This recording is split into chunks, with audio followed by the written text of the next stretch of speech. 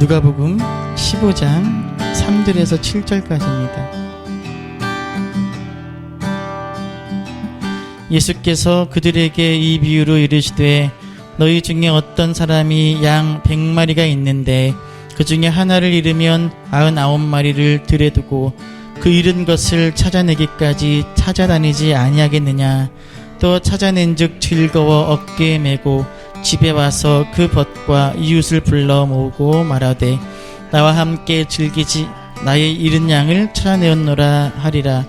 내가 너희에게 이르노니 이와 같이 죄인 한 사람이 회개하면 하늘에서는 회개할 것 없는 의인 99으로 말미암아 기뻐하는 것보다 더하리라. 아멘. 할렐루야. 꽤 오래전에 일입니다. 저희 딸 민주가 지금 초등학교 이제 4학년이 되는데 어린이집 다닐 때예요. 아마 산이는 애기였던 것 같은데 전에 섬기던 교회에서 1박 2일로 전교인 수련회를 다녀온 적이 있습니다. 마치고 돌아왔을 때가 오후 3시쯤 되었고 아내와 아이들은 이제 집에 돌아가고 저는 남아서 교회에서 일을 하다가 한 7시쯤 집에 들어갔어요. 근데 저희 딸 민주가 저를 보고 반갑게 맞으면서 이렇게 말하는 거예요. 아빠, 민주, 아빠 보고 싶어서 울었어요. 따라서 못하겠는데 울었다는 거야. 아빠 보고 싶어서. 아빠를 보지 못했던 그 짧은 몇 시간 동안 아빠가 보고 싶어서 아빠를 기다리면서 울었다는 딸의 말에 딸을 꼭 껴안아 주세요. 그런데 그렇게 서로 부둥켜 안고 감격해하는 부녀지간을 한심하다든지 바라보는 사람이 하나 있었으니 제 아내였습니다. 이상한 표정을 보는 거예요. 그래서 제가 이제 민주를 불러보내고 당신 왜 그래? 라고 물었더니 아내가 썩소를 지으며 이렇게 말하는 거예요. 웃기네. 울긴 뭘 울어? 안 울었다는 거예요. 안 울었을 뿐만 아니라 아빠 보고 싶다는 말도 한마디도 안 했다는 거예요. 그리고 아빠를 보더니 아빠 보고 싶었죠? 이랬다는 거예요. 여러분, 누가 거짓말한 거예요? 좀 잘 판단하세요. 누가 거짓말한 거예요? 저는요, 지금 몇 년이 흘렀지만 저는 제 아내가 거짓말했다고 믿고 있어요. 믿고 싶어요. 그 부녀지간을 시기하고 질투하며 아내가 거짓말한 거라고 저는 철석같이 믿고 있습니다. 저는 주님 앞에 설 때까지 이 믿음이 흔들리지 않을 거예요.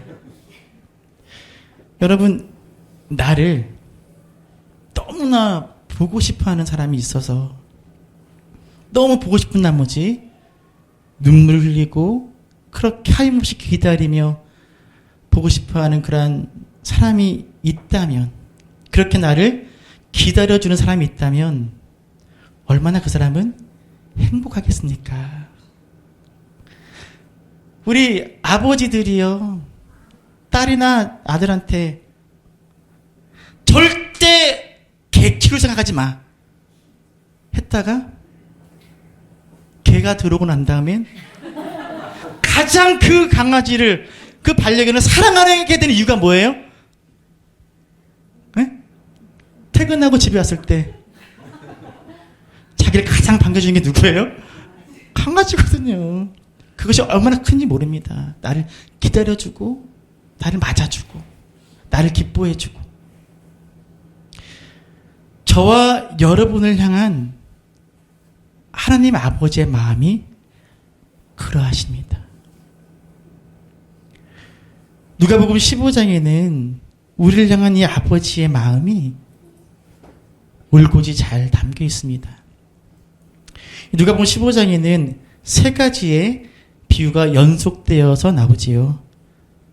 3절에서 7절까지는 잃어버린 양을 찾는 목자의 비유가 나오고요. 이어서 8절에서 10절까지는 잃어버린 드라크마를 찾는 여인의 비유가 나옵니다. 그리고 마지막으로는 우리가 잘 아는 뭐지요? 탕자의 비유로 알려진 잃어버린 아들을 되찾은 아버지의 비유, 이렇게 세 가지 비유가 쭉 이어져요. 이 세 가지 비유에 공통점이 있습니다. 무엇입니까? 잃어버렸다가 다시 찾는 이야기예요. 양을 치는 목자는 100마리의 양 중에 그 한 마리 양을 잃어버렸다가 다시 되찾고요. 그 여인은 10드라크마 중에서 한 드라크마를 잃어버려서 집을 다 뒤지고 찾아서 그 드라크마를 찾아내는 이야기고요. 아버지는 두 아들 중에 그 아버지를 죽은 셈 치고 떠났던 그 잃어버렸던 둘째 아들을 다시금 되찾는 이야기. 이렇게 세 가지의 비유 공통점이 다 무슨 이야기라고요? 무언가를 잃어버렸다가 다시 찾는 이야기. 여러분, 이 세 비유에서 잃어버렸다가 되찾게 되는 그 한 마리의 양, 그 하나의 동전, 그 한 아들, 다 누구를 이야기하는 거예요? 누구에 대한 이야기인 거예요? 우리에 대한 이야기예요. 우리에 대한 이야기. 하나님께서 잃어버렸다가 되찾은 저와 여러분에 대한 이야기입니다. 하나님께서 당신의 형상을 따라 너무나 귀하게 창조했지만 아담의 타락으로 인해서 하나님과 멀어지고 죽을 수밖에 없게 되었던 우리들의 이야기. 죄로 인해 하나님과 멀어지고 하나님과 원수되어 버린 우리들의 이야기. 하나님의 다스리심을 거부하고 등 돌리고 살고 있는 백성들이었던 우리들의 이야기. 하나님의 품을 떠나버린 자녀들, 바로 우리들의 이야기가 이 잃어버렸다가 다시 되찾는 이야기입니다. 이렇게 하나님께서 잃어버렸던 저와 여러분을 다시 찾으시는 이 기쁜 복음의 이야기, 놀라운 구원의 이야기, 이 세 가지 비유의 이야기고 구원받은 우리들의 이야기이기도 합니다. 그런데 중요한 것은 하나님께서 잃어버렸던 우리를 찾으실 때 그저 쉽게 찾으신 것이 아니라는 거예요. 우리를 굉장히 힘들고 힘들게 찾으셨습니다. 이 15장의 세 가지 비유에는 또 다른 공통점이 있습니다. 뭘까요? 네. 그것은 바로 그 잃어버린 것들을 찾기 위한 열심입니다. 열심. 자, 읽어볼까요? 입니다. 99마리를 들에 두고 그 잃은 것을 찾아내기까지 찾아다니지 아니하겠느냐. 자, 이 목자가 잃어버린 양을 언제까지 찾았다고요? 찾아내기까지 찾은 거예요. 찾아낼 때까지 찾은 거예요. 얼마나 많은 곳을, 얼마나 여러 곳을 가겠습니까? 찾다가 만 것이 아니에요. 찾아내기까지 찾아다닌 거예요. 그리고 찾아낸 겁니다. 여인도 마찬가지입니다. 자, 읽어볼까요? 읽습니다. 등불을 켜고 집을 쓸며 찾아내기까지 부지런히 찾지 않았겠느냐. 이 당시 이스라엘의 가옥은요, 볏집과 풀로 돼 있어갖고 굉장히 찾기가 어려웠어요. 그러니까 요즘으로 따지면 장판을 다 걷어내는 거예요. 집을. 살림을 다 드러내고. 그렇게 찾는 거예요. 동전 하나를. 동전 하나. 뭐 하기까지요? 찾내기까지 찾는 거예요. 못 찾으면 그만이 아니라 찾아내기까지 찾았다는 거예요. 아버지도 마찬가지예요. 자, 읽어볼까요? 아직도 거리가 먼데 아버지가 그를 보고 측은히 여겨 달려가 목을 안고 입을 맞추니. 자, 저 멀리 돌아오는 아들을 아버지가 먼저 발견해요. 여러분, 이 아버지가 우연히 아들이 오는 날, 우연히 그 아들이 오는 걸 본 거예요? 아니에요. 우연히 아버지가 그 아들이 돌아오는 날 우연히 아들이 돌아오는 걸 본 게 아니에요. 이 아버지는 매일같이 아들을 기다린 거예요. 이 아버지는 아들을 언제까지 기다린 거예요? 돌아올 때까지 기다린 거예요. 아버지는 떠나버린 아들을요, 매일같이 기다린 거예요. 그래서 아들이 돌아오는 날 그 아들을 멀리서 바라보고 가서 달려가서 맞을 수 있었던 거예요. 하느님은 우리를 언제까지 찾으신 거예요? 찾을 때까지 찾으신 거예요. 하느님은 우리를 언제까지 기다리신 거예요? 돌아올 때까지, 끝까지 기다리신 거예요. 하나님 우리를 되찾기를 너무 원하셨고 우리가 돌아오기를 너무나 바라셨고 그래서 끝까지 우리를 찾아내셨고 끝까지 우리를 기다리신 거예요. 저와 여러분은 하나님께 그런 존재예요. 행복해요? 안 행복해요? 행복하지요. 그러면 도대체 하나님은 왜 이렇게 우리를 찾으신 걸까? 하나님은 도대체 왜 우리를 이렇게 기다리신 것일까? 그 이유는 하나입니다. 우리가 하나님께 기쁨이기 때문에 그렇습니다. 따라합시다. 나는 하나님의 기쁨입니다. 다시 한번, 나는 하나님의 기쁨입니다. 이 세 가지 비유에 마지막 공통점이 있습니다. 그 공통점은 결론에 나와요. 그것은 무엇이냐? 그 잃어버린 것들을 되찾은 하나님의 기쁨입니다. 자, 읽어볼까요? 읽습니다. 죄인 한 사람이 회개하면 의인 99으로 말미암아 기뻐하는 것보다 덜이라. 의인 99보다 내가 되찾은 이 하나가 더 뭐하다는 거예요? 기쁘다는 거예요. 너무 기쁘다는 거예요. 너무 기쁘다는 거예요. 드라크마의 비유도 마찬가지입니다. 마지막 결론이에요. 읽어볼까요? 죄인 한 사람이 회개하면 하나님의 사자들 앞에 기쁨이 할렐루야 뭐가 된다고요? 기쁨. 하나님을 이야기. 하나님께서 너무 기뻐하신다는 거예요. 내게 기쁨 있게 찾는다는 거예요. 마지막 아버지의 말입니다. 자, 읽어볼까요? 내가 잃었다가 얻었기로 우리가 즐거워하고 기뻐하는 것이 마땅하다 하니라.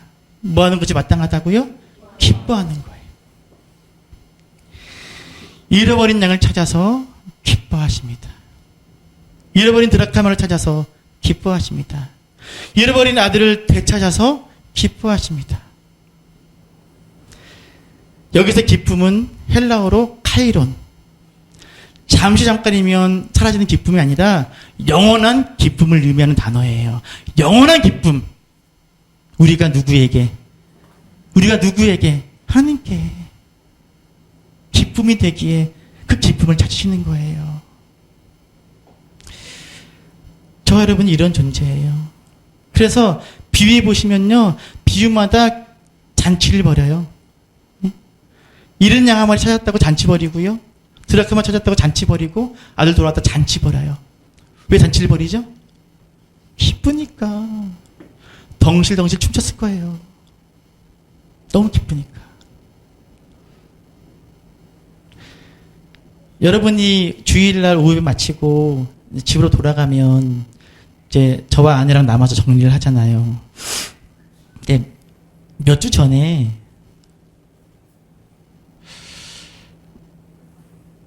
민주한테 물어봤어요. 야, 산이 어딨어? 못 봤다는 거예요. 교회 안에 있지 않냐는 거예요. 가보니까 없어요. 이 마당에 나가면 다 보이잖아요. 안 보여요. 아들이. 안 보여요. 순간 마음이 덜컹한 거예요. 제가 산아! 김산! 그리고 어떤 마음이 돌았냐면 그 순간에 야, 다 가야겠는데? 저 멀리까지, 저 공장 저쪽까지 가야겠는데? 산아! 산아! 막 불렀어요. 그래서 제가 찾으러 가려는데 바로 앞에 그 컨테이너 있잖아요. 그 앞에서 이렇게 나오는 거예요. 그 앞에서 울고 있었대요. 제가 그 전에 애를 좀 혼냈거든요. 그러니까 거기가 안 보이거든요. 가려서. 그러니까 다 보이는데 거기만 안 보이거든요. 거기서 쭈그리고 울고 있었대요.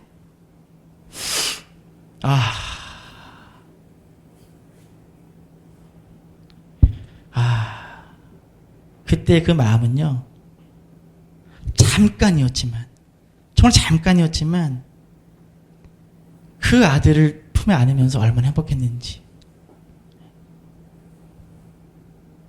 기쁨이니까.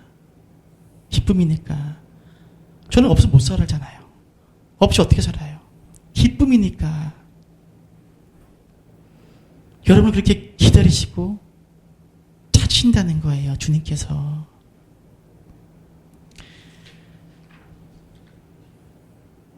우리가 주님의 기쁨이 되기 때문에 주님 우리를 찾으시고 기다리십니다. 그래서 스바냐는 성도들을 향한 하나님의 사랑을 이렇게 노래하잖아요. 그가 너로 인하여 기쁨을 이기지 못하시며. 기쁨을 뭐하지 못하신다고요? 이기지 못하는 거예요. 이게 어떤 거냐면 이런 거예요. 혹시 누군지 아세요? 네? 이분? 2012년 런던 올림픽 때 여자 펜싱 사부르 부분에서 최초로 올림픽 금메달을 딴 김지연 선수예요. 지금 뭐하고 있죠? 어떤 순간인 것 같아요? 네, 딱 이기고 딱 금메달을 확정 짓는 순간 기뻐하는 거예요. 그런데 올림픽 끝나고 이제 메달리스트들이 방송에 나오잖아요. 그 방송에 나온 걸 봤는데 이 김지연 선수가 화면에 뜨는 자기 사진을 보고 부끄러워하는 거예요. 막 창피해요. 왜일까요? 예? 왜 이 사진 보고 창피할까요? 못생기게 나왔다는 거예요. 못생기게. 안 예쁘게. 여자니까 안 예쁘게 나왔다는 거예요. 여러분, 사진이 예쁘게 나오진 않았어요. 그렇죠? 맞아요. 예쁘게 나오진 않았어요. 하지만 왜 저런 표정을 지은 거죠? 기쁨을 이길 수 없는 거예요. 만약에 저 순간 금메달을 딴 순간 머릿속에 내가 지금 되게 기쁜데 지금 카메라가 지금 찍고 있고 온 국민이, 아니 전 세계가 보고 있는데 내가 너무 기뻐하면 안 예쁘게 나가겠지? 표정 관리 좀 해야지? 이럴 수 있어요, 없어요? 이럴 수 없어요. 물론 그럴 수도 있지요. 하지만 그럴 수 없어요. 왜요? 그 체면, 그 예뻐 보이고 싶은 마음까지도 무엇이 이길 수 없는 거예요? 기쁨을 이길 수 없는 거예요. 기쁨이 다 이겨버리는 거예요. 하나님께서 어떻게 기뻐하신다고요? 이길 수 없다는 거예요. 너무 기뻐서 그 기쁨을 이길 수 없을 만큼 너희들을 내가 기뻐한다는 거예요. 저는요, 여러분들이 이렇게 오시면 반갑게 인사하잖아요. 마음 같아서는요, 어머! 권사님처럼, 반가워요! 할렐루야! 하고 싶은데, 못 그래요. 왜 그럴까요? 네? 성격도 좀 내성적이고, 또, 목사 채통도 있고, 하니까 못하는 거예요. 그러니까 기쁨을 뭐가 이기는 거지요? 체면, 이 기쁨을 눌러버리는 거지요. 주님은요, 기쁨을 이길 수 없대요. 하나님이신데. 누구 때문에? 우리 때문에. 우리가 뭐 그렇게 대단하다고. 여러분, 이것이 주님께서 우리를 바라보시는 마음입니다. 우리 가슴에 손을 얹고 스스로에게 축복합시다. 나는 하나님의 기쁨입니다. 다시, 나는 하나님의 기쁨입니다. 할렐루야. 이사야서 62장 5절에 보면 신랑이 신부를 기뻐함 같이 내 하나님이 너를 기뻐하신다 라고 말씀하십니다. 신랑이 누구를 기뻐함 같이? 신부를 기뻐함 같이. 저희 집에 가면 결혼사진이 걸려있는데 제 아내가 그거 볼 때마다 얘기해요. 사진 망쳤어. 그날 화장이 떴어. 화장이 잘 안 됐어. 안 예쁘게 나왔어. 막 맨날 얘기를 해 볼 때마다. 아니에요. 그렇지 않아요. 비록 화장이 잘 안 먹었어도, 화장이 떴어도 제 아내가 제일 예뻐요. 왜요? 네? 제 신부니까. 제일 예쁘고 기쁜 거예요. 주님은 그렇게 우리를 신부로 기뻐하신다라고 말씀하십니다. 이것이 우리를 향한 주님의 마음이십니다. 우리를 만드시고 우리를 구원하시고 우리를 택하여 부르시고 우리와 함께 하시는 이유는 딱 하나예요. 우리가 주님의 기쁨이기 때문에 그래요. 그리고 우리가 주님의 기쁨이 되기를 원하십니다. 그래서 우리는 길 잃은 양이라서 행복하다고 고백할 수 있습니다. 길을 잃은 양이었기에 나를 찾으신 주님의 사랑을 느낄 수 있는 거예요. 제가 말씀드렸잖아요. 제가 고3 때 교회를 떠나고 신앙을 버리고 예수를 부인하고 제가 잃어버린 양이었잖아요. 제가 집 나간 아들이었거든요. 제가 잃어버린 드라크마였거든요. 그러니까 나를 기다려주시고 나를 포기하지 않으시고 나를 찾으신 주님의 사랑이 더 느껴지는 거지요. 잃어버린 양이었기에 더 행복한 거예요. 잃어버렸던 드라크마이기에 더 기쁜 거예요. 집을 떠났던 아들이기에 아버지의 사랑이 더 고마운 거지요. 이것이 주님께 예배하러 나오는, 주님을 만나기 위해 나오는 우리의 마음 중심이어야 하지 않겠습니까?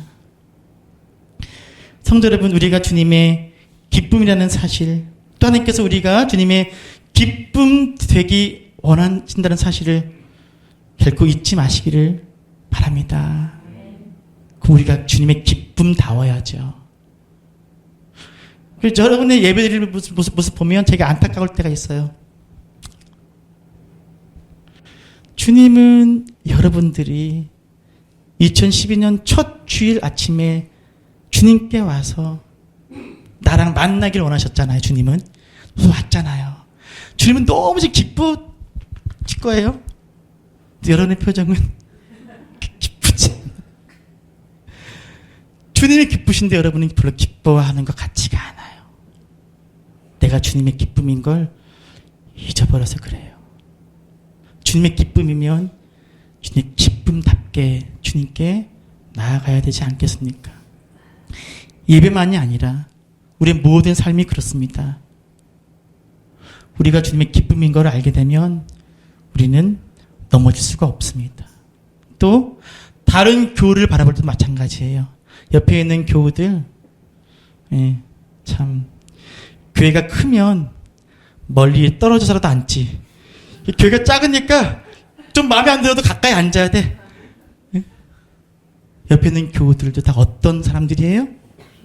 주님께서 그토록 찾으시던 기쁨인 거예요.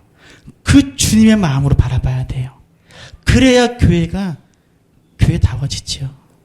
그렇게 잃어버렸던 양들이, 잃어버렸던 동전들이, 잃어버렸던 자녀들이 모여서 나를 찾은 주님, 나를 기다리신 주님을 함께 예배하는 그 기쁨들이 모인 자리가 교회지요. 어제 우리 남자들 모임 때 오지사님께서 그 얘기 하셨어요. 가장 중요한 건 신앙생활이 기뻐야 된다. 맞습니다. 왜 기뻐야 되죠? 네? 예배에 또는 교회의 어떤 행사나 프로그램 그런 것들이 날 기쁘게 하는 게 아니라 내가 주님의 기쁨이기에 그 기쁨들이 모였으니 기뻐야지요. 그래서 기쁜 거예요. 그래서 기뻐야지요. 우리는 주님의 기쁨입니다. 기억하십시오. 그리고 감사하십시오. 그리고 제대로 주님의 기쁨답게 살아가시기를 이 시간 축원합니다. 2020년 하나님의 큰 기쁨이 되어서 살아가는 저 여러분 될 수 있기를 시간 축원합니다. 자, 따라합시다. 나는 주님의 기쁨입니다. 자, 여기서 보시면서 당신도 주님의 기쁨입니다.